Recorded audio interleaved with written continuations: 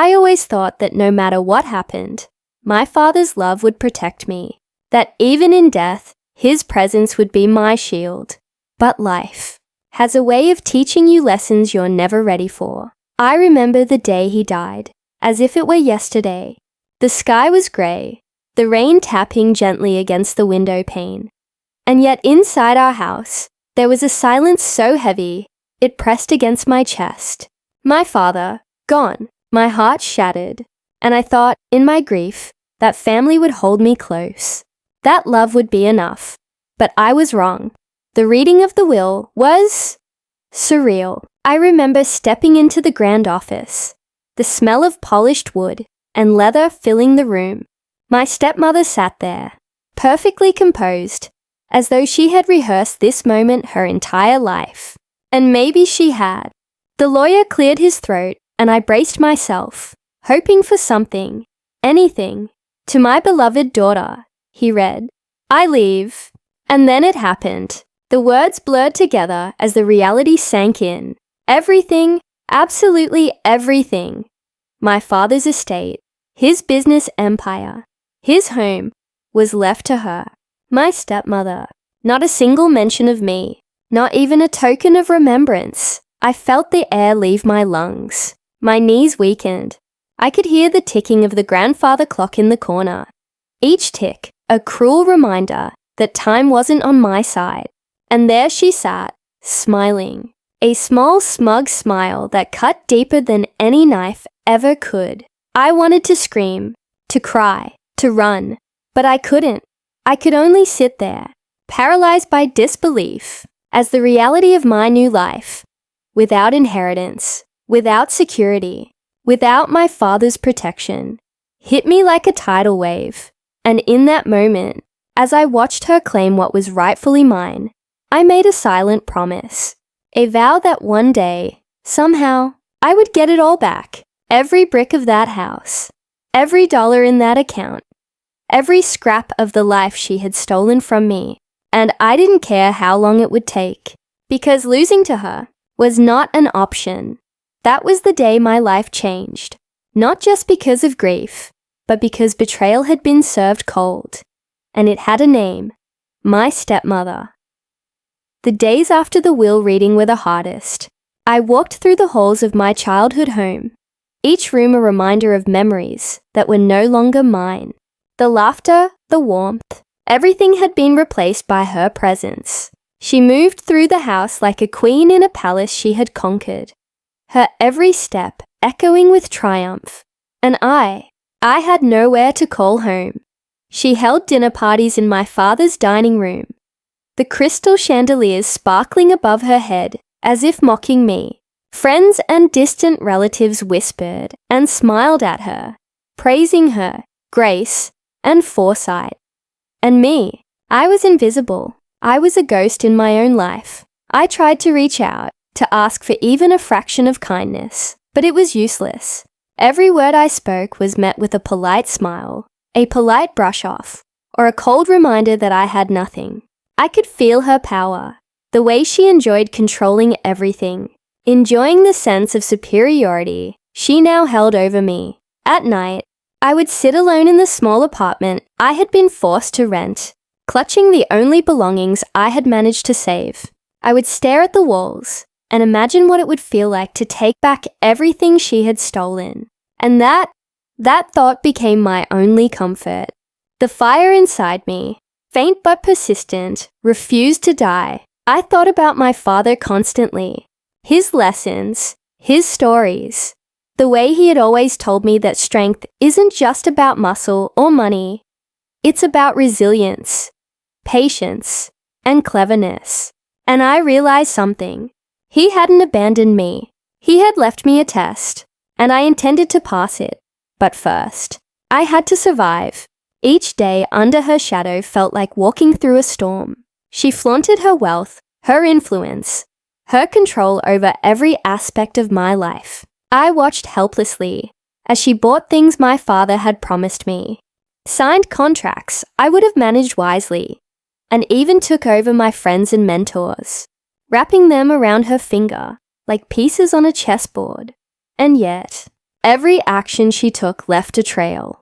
Every careless display of arrogance, every greed-driven mistake was a thread I could follow. She didn't know it yet, but I was paying attention, and I was learning, and I would use everything I observed, every weakness she revealed, to reclaim what was mine. So while she celebrated, I planned. While she laughed, I strategized. And while she thought she had won, I knew the real game was only beginning. I never believed in magic, not the kind that bends reality, not the kind that makes dreams come true, but life has a way of pushing you to places you never thought you'd go. It was late one night. The house was quiet, but the silence was suffocating. I couldn't sleep, couldn't stop thinking about everything my stepmother had taken. My father's legacy, his memories, my home, all gone. I wandered through the old library my father loved, the scent of worn books and polished wood filling the air. And then I saw it, a small dusty box, tucked behind a row of his old journals. Almost invisible, my curiosity overpowered me. I pulled it out and blew the dust off the lid. Inside was a pendant, delicate and glowing faintly in the dim light, as if it carried its own heartbeat. There was also a note, written in my father's handwriting. The paper was fragile, the ink slightly faded. I unfolded it carefully, my hands trembling. It read, "For when you feel powerless, trust in what's unseen. Patience and faith will guide you." I held the pendant in my palm, feeling warmth spread through my fingers. Something inside me stirred. A spark of hope, of possibility. My father had left me away, a tool, something beyond the grasp of greed and money. And though I didn't fully understand it yet, I knew that this was my chance. From that night onward, I carried the pendant wherever I went. I didn't wear it openly, not yet. It felt sacred, and sometimes, in the quietest moments, I could swear it pulsed with life, as if responding to my thoughts, my intentions, my determination. It was magical. I didn't know how or why, but I knew one thing. With it, I could change the course of everything. I began to watch more carefully, to study my stepmother's every move. I started to notice the cracks in her perfect facade, the way she trusted the wrong people, the way her greed made her careless, the way she underestimated me completely. And for the first time in months, I felt power, not the kind that comes from money or status, but the kind that comes from hope, from purpose, from knowing that you hold the key, even if you don't yet know how to use it. The game had begun, and this time, I had the advantage. Over the next few weeks, I watched her carefully. My stepmother had always believed that wealth equaled invincibility, and she flaunted it without a second thought. Every party she threw, every deal she signed, every flashy purchase, it all revealed cracks in her armor. She trusted people too easily, smiled at the wrong allies, and boasted about her acquisitions without realizing the power of underestimation. And I began to see opportunity. Every careless act, every greedy move she made became a thread I could follow, a mistake I could exploit. It started small, a misfiled document here, a neglected contract there. I would watch and wait, timing each step with precision. At first, it was only a whisper of change, a forgotten deadline, a missed payment, nothing that would raise alarm. But it was enough to remind me that she was not untouchable, that she was just human, prone to error. And then there were her friends and advisors. She trusted them blindly, believing that loyalty came with money. I noticed the subtle ways they faltered. Hesitation in meetings, nervous glances, minor miscalculations. With patience, I could guide these errors without anyone suspecting.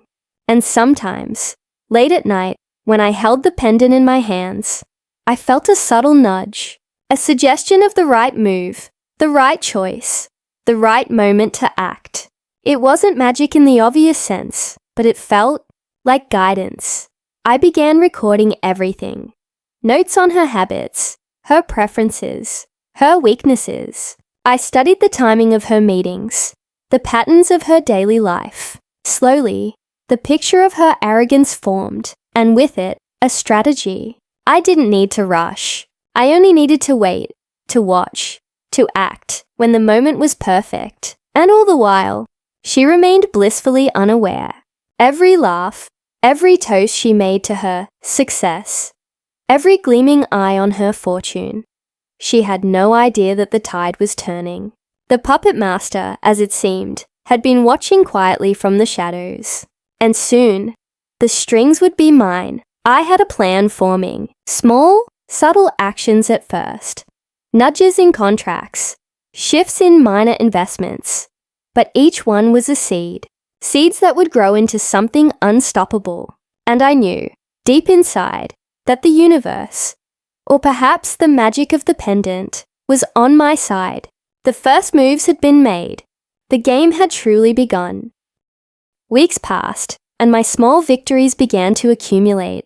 Yet, for the first time, I noticed a change in her demeanor. My stepmother, once so confident, started glancing over her shoulder. Meetings she attended suddenly lasted longer. Her advisors spoke in hushed tones. And there was a tension in her laugh that hadn't existed before. It was subtle, almost imperceptible to anyone else.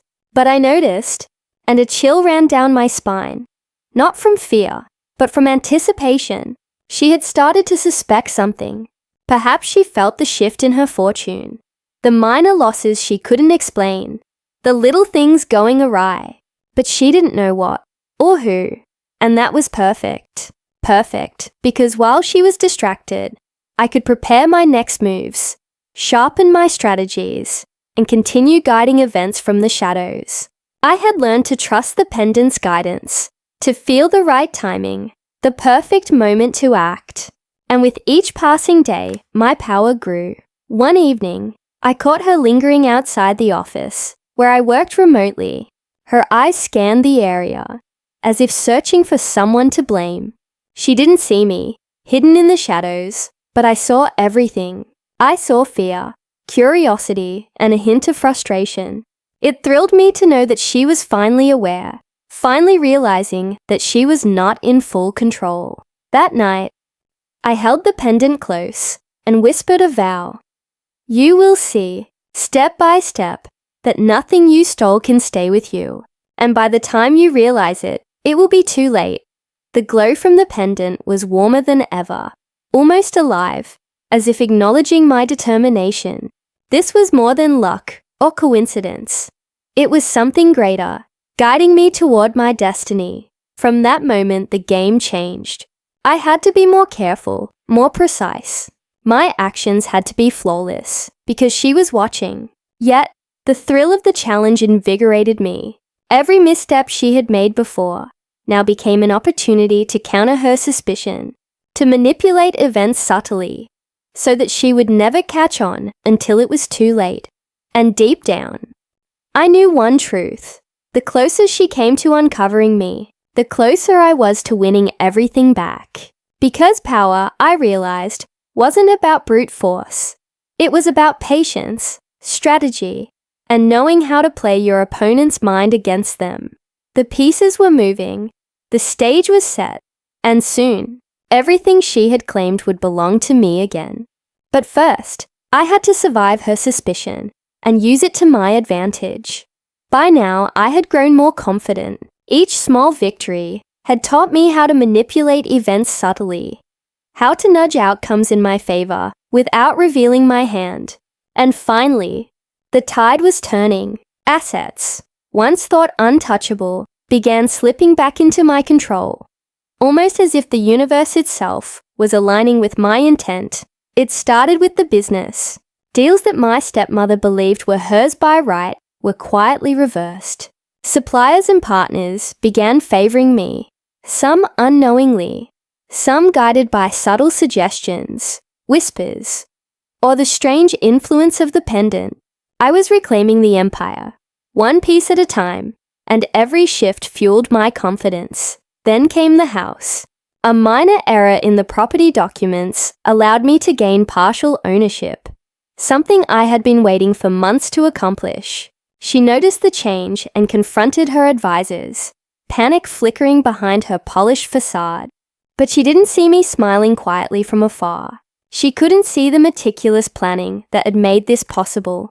And the pendant, it seemed almost alive now. Sometimes, late at night, I would hold it in my hands and feel warmth pulsing through me, as if confirming each step I took, guiding me to the right moment, the right decision. It wasn't magic in the way a fairy tale describes, but it was real, and it worked. And it was mine. With each passing week, her grip on my father's legacy weakened. She was furious, but powerless. Her arrogance, her greed, her careless decisions, they all played into my hands. She underestimated me completely, thinking that a grieving daughter could never mount a comeback, and that mistake would be her downfall. I had to remind myself to be patient. The final pieces of the puzzle were still out of place, but the foundation was shifting. The house, the business, her personal treasures, they were slowly becoming mine again. And as I watched her struggle to maintain control, a strange satisfaction filled me. Not vengeance, not cruelty, but the sweet justice of seeing fairness restored. She may have once ruled over my life, but now, the power was mine. And soon, every last thing she had taken would belong to me. The quiet fire inside me, nurtured over months of planning, observation, and subtle action, was roaring now. And there was no turning back. The day finally came when I could walk through the halls of what was once my stepmother's kingdom and feel it as my own.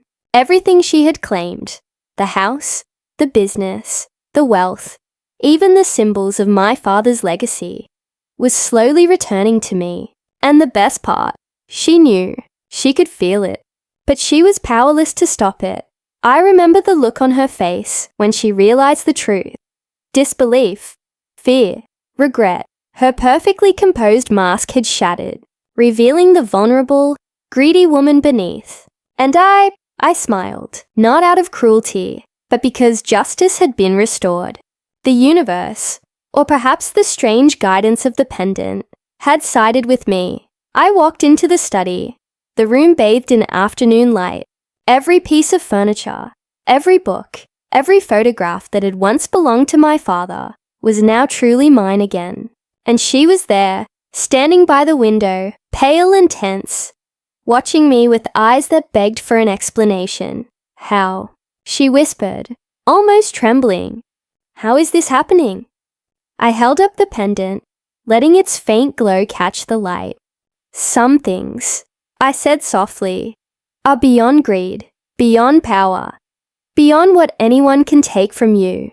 Some things belong to those who are patient, who are clever, and who fight for what's rightfully theirs. Her arrogance had blinded her. Her greed had made her careless. And now, all the wealth, all the control she thought she had, was slipping through her fingers. The empire she had built on my father's legacy was crumbling. Not because of luck, not because of force, but because of strategy, patience, and a little magic. It was a strange feeling, standing there, watching her realize that she had lost. Relief, satisfaction, and a quiet triumph filled me. I had not just reclaimed my inheritance. I had proven to myself, and to her, that no one could take what was meant for me, as long as I refused to be powerless. And as I looked around, touching the objects that once symbolized her dominance, I finally felt a sense of closure. The past was behind me. The legacy of my father, the justice of my cause, and the life I had been denied, all were mine once more. This was more than victory. This was empowerment. And for the first time since my father's death, I felt truly at peace. It was finally time. After months of careful planning, patience, and quiet strategy, I faced her directly. The air between us was thick with tension, heavy with the weight of everything that had transpired. This was no longer just about wealth. It was about justice, dignity, and the truth that had been ignored for far too long. She stood in the grand hall, her eyes flicking nervously between me and the documents she now knew she had lost. Her perfect composure had crumbled, leaving her vulnerable, exposed. And I felt no need for anger, no need for malice. I only felt the quiet satisfaction of someone who had endured betrayal and emerged stronger. How? She stammered, voice shaking, as she tried to understand how everything had slipped away. How did you do all this? I held up the pendant, letting it catch the sunlight streaming through the windows. Its glow was faint but unmistakable. This, I said softly, is not magic in the way you think. It's guidance, patience, and strategy. It's knowing when to wait, when to act, and when to trust in what you cannot see. And above all, it's about refusing to be powerless. Her face fell. Every expression of arrogance, every hint of greed, every careless choice she had made flashed in my mind. You underestimated me, I continued. You thought a grieving daughter could never fight back.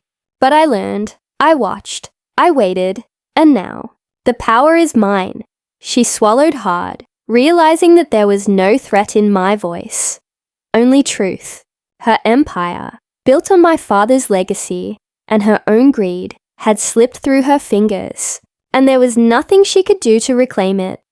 I stepped closer, looking her directly in the eyes. This isn't about revenge. It's about justice. You took what wasn't yours, and now, balance has been restored. I've reclaimed everything you stole, not out of spite, but because it was always meant to be mine.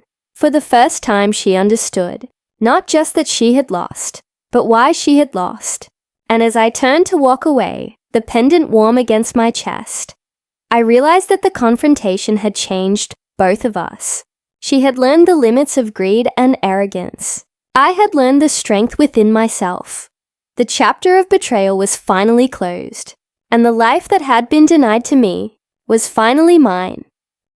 Now, as I walk through the halls of the home that was once a symbol of loss and betrayal, I feel something I haven't felt in years. Peace. Every room, every object, every memory is mine again, and not because of luck, or force, or spite, but because I refused to remain powerless. The journey was long. Months of patience, observation, careful planning, and subtle action. There were moments of doubt, of loneliness, of fear that I would fail. But I held on to the guidance of the pendant, the lessons my father had taught me, and the quiet fire within me, and it carried me through. My stepmother, she is no longer the queen of this house, nor of my life. Her arrogance, greed, and carelessness taught her the hard way that power taken by deceit is never secure. And I learned the strength of patience, the power of strategy, and the incredible resilience that lies within us when we refuse to accept injustice. As I stand in the sunlight pouring through the grand windows, I realize something else.